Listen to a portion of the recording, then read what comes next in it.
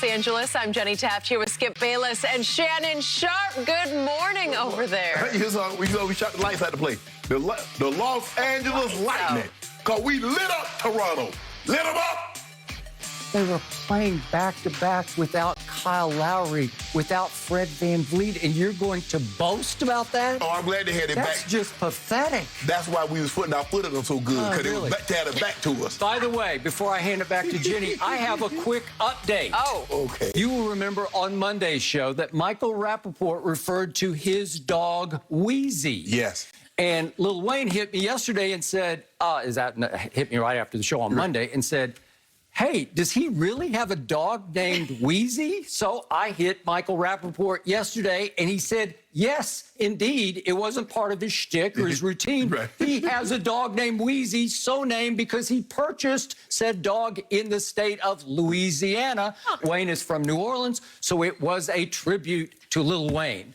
Congratulations. Don't nobody want to pet Wheezy, because they don't like his owner now. How does Wayne feel about it? He's fine with that? He's fine with it? He doesn't mind the name? Okay.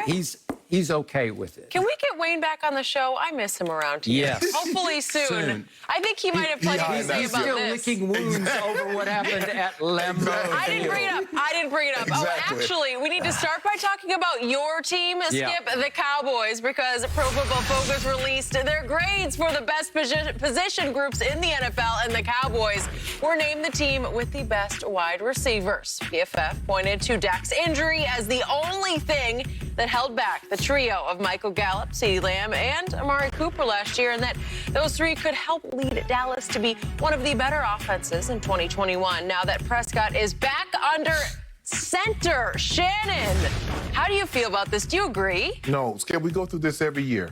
We go through this every year. Pro Football Focus does this every single year with the Dallas Cowboys. They have the most talented offensive line. They have the most talented this. They have the most talented that. And what does it get them? Skip, in 2007, the Dallas Cowboys had 11 players selected to the Pro Bowl. 11 of the 22 of the 53-man roster. 11 of them were Dallas Cowboys. How far did it get them? To the divisional round, because remember they had a first-round bye. Eli Manning went down there and beat the brakes off them. Were they not heavily favored to win that game? Yes, they were. So did Eli go beat the brakes off everybody else in his way? And even yes, Tom he Brady. did. Yes, but let me ask you a question. But were the Dallas Cowboys talented? Now, you can make a case, Skip, I understand CeeDee Lamb, but they make it seem like Randall Cobb. Randall Cobb had a very good season the year before. It's just that Houston Texans paid him a lot more money than the Cowboys were willing to give him, and he took his talent, I think, is Houston south of Dallas or north of Dallas? South. South of Dallas, okay. You know that. No, Skip, you know, You get mixed up about that? I haven't spent a whole lot of time in Texas. Okay. So with that being... I have. With that being said, Skip, I just don't get okay, they were talented the year before. So what did it get them? They were talented last year. What did it get them? I can make a case that Tampa wide receivers are every bit, if not better. You could make that case. I would agree. Minnesota, they make it seem like Minnesota got fettuccine or the Falcons. So Julio, Calvin Ridley. Really? I don't care whoever else the other guy is. It doesn't even matter. So, Skip, I just don't get this. We do this every year. So what happened when Dak had Michael Gallup and Amari and Randall Cobb? What did he get them? 8-8. Now, if these guys are as talented as they say they are, it shouldn't even matter who the quarterback is. Bring him along. If you what they say you are, so talented, a trio, Skip, not one. I can see if it's just one guy, because, okay, we're going to double him. You got three guys. You can't double everybody. And what did they get them? 6 and 10. Got them picking in the, 10th spot? Wow. So talented. Man, they need to start, look. Every year, Pro Football Focus come out with some little mundane little stat. Oh, CeeDee Lamb numbers are better than what they show. No. We don't do that. What do the numbers show? They've never come out with a stat that says Carson Wentz numbers are better than what they appear to be. Sam Darnold numbers are better than what they appear to be. His numbers are what they are. That's what Skip tells me every year. His QBR, that QBR is bad. The Dallas Cowboys, all this talent. So that should tell you something, Skip. With all this talent every year, they be 8-8, 6 and 10, and missing the playoffs and no Super Bowl. So what does that tell you about them?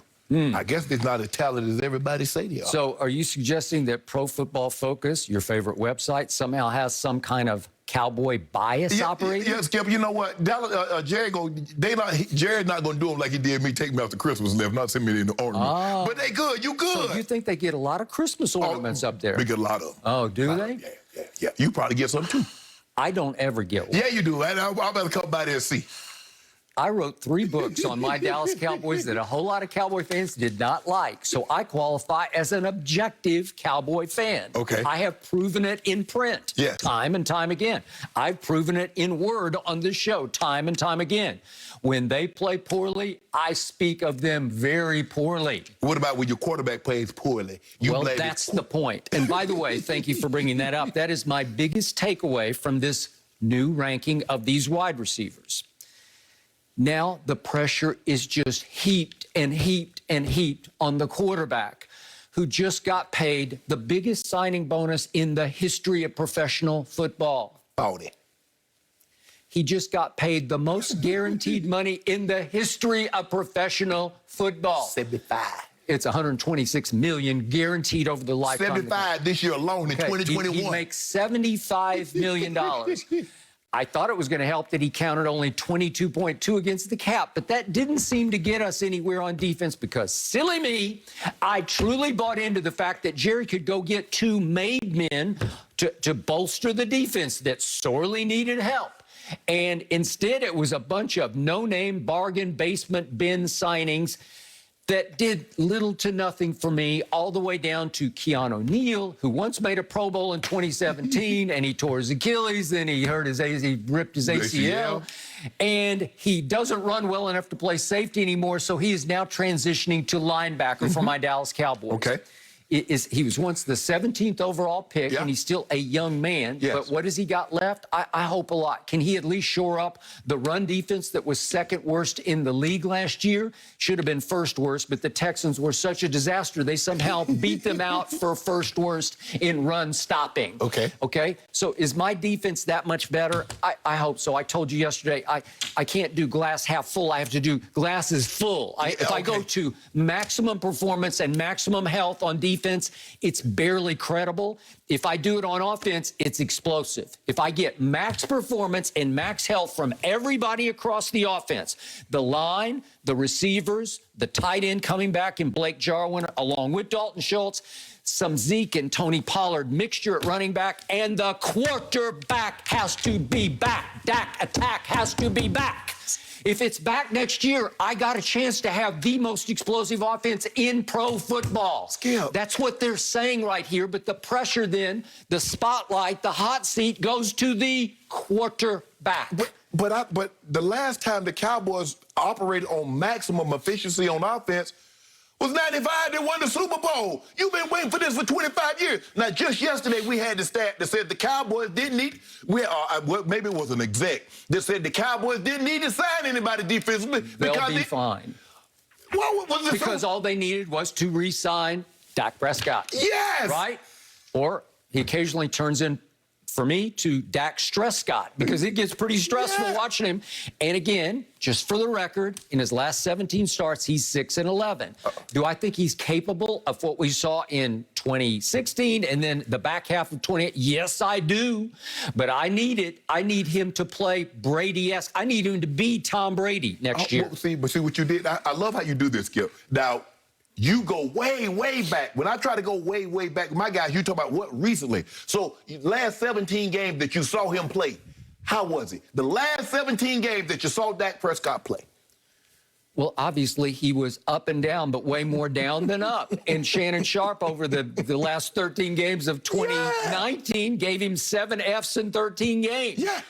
And then he played 5 games last year and faithfully, unfortunately, was lost in game number 5, but it was kind of hit and mostly missed in those first 5 games. Right. And they fell behind even the Giants 17-3 at home, and they fought back, but then Dak just, it was this freakish injury. He's as durable as they come, and he was lost. And then these receivers that I'm about to talk about, all three of them had to deal with Andy Dalton and then Ben DiNucci and then Garrett Gilbert. And it was just a cavalcade of misery for me for the whole year. So they had to deal with 4 different quarterbacks. Well, Andy Dalton went to Pro Bowls with less receiving core. Yeah. You told me he made the playoffs 5 times. Just remember, he got concussed and then he got COVID. Okay, so what a year I had at quarterback. You can't win without a quarterback. And you remember what happened at Washington, concussed, and then he tries to come back and he's COVID.